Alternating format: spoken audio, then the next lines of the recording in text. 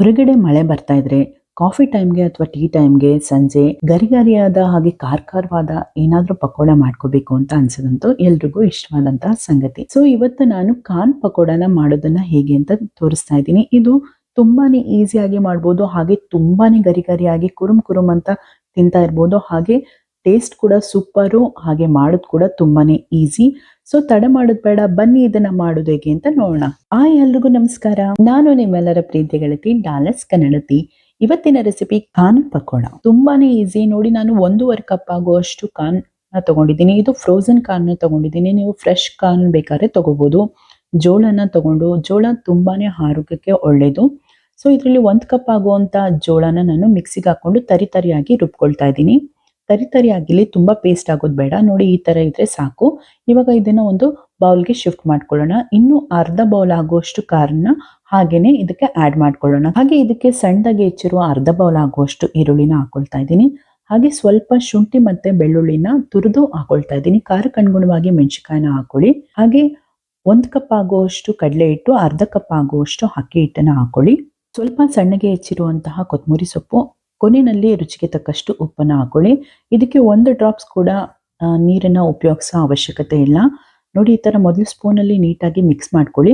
Next ಕೈಯಲ್ಲಿ ನೀಟಾಗಿ mix ಮಾಡಿಕೊಂಡು ಕಲಿಸ್ಕೋಬೇಕು. ಇದಕ್ಕೆ ನೀವು ನೀರು ಹಾಕೊಳ್ಳೋ ಒಂದು ಸ್ವಲ್ಪನೂ ಅವಶ್ಯಕತೆ ಇಲ್ಲ.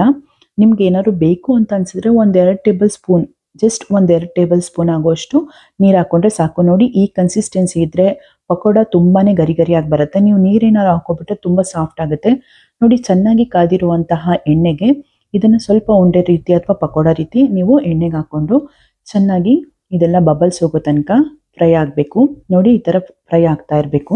ಮಳೆ ಬರ್ತಿರೋ ಟೈಮಲ್ಲಿ ಈ ರೀತಿ ಪಕೋಡ ಎಲ್ರಿಗೂ ಇಷ್ಟ. ನಿಮ್ಮನೇಲಿ ಯಾವ್ಯಾವ ಪಕೋಡ ಮಾಡ್ತೀರಾ, ಯಾವ್ಯಾವ ರೀತಿ ತುಂಬಾ ವೆರೈಟಿ ಪಕೋಡಗಳಿದೆ.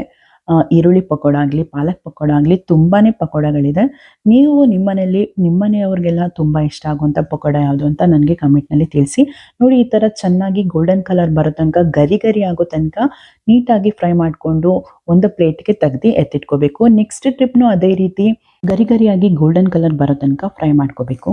ಇದನ್ನ ಒಂದು ಪ್ಲೇಟ್ಗೆ ಎತ್ತಿಟ್ಕೊಳ್ಳೋಣ. ಇವಾಗ ಇದನ್ನ ಸರ್ವ್ ಮಾಡ್ಕೊಳ್ಳೋಣ ಬನ್ನಿ. ಇದನ್ನ ಕೆಚಪ್ ಜೊತೆ ಆಗಿರ್ಬೋದು ಅಥವಾ ಚಟ್ನಿ ಜೊತೆ ಆಗಿರ್ಬೋದು ಸರ್ವ್ ಮಾಡ್ಕೋಬಹುದು. ನೋಡ್ತಾ ಇದ್ದೀರಲ್ಲ ಎಷ್ಟು ಗರಿ ಆಗಿದೆ, ತುಂಬಾನೇ ಕ್ರಿಸ್ಪಿಯಾಗಿ ಕ್ರಂಚಿ ಆಗಿದೆ. ಟೇಸ್ಟ್ ಮಾತ್ರ ಸೂಪರ್ ಆಗಿರುತ್ತೆ ಅಂತಾನೆ ಹೇಳ್ಬೋದು. ಬನ್ನಿ ಇದನ್ನ ನಾನು ಕೆಚಪ್ ಜೊತೆ ಟೇಸ್ಟ್ ಮಾಡಿ ನೋಡ್ತಾ ಇದ್ದೀನಿ ಹೇಗಾಗಿದೆ ಅಂತ.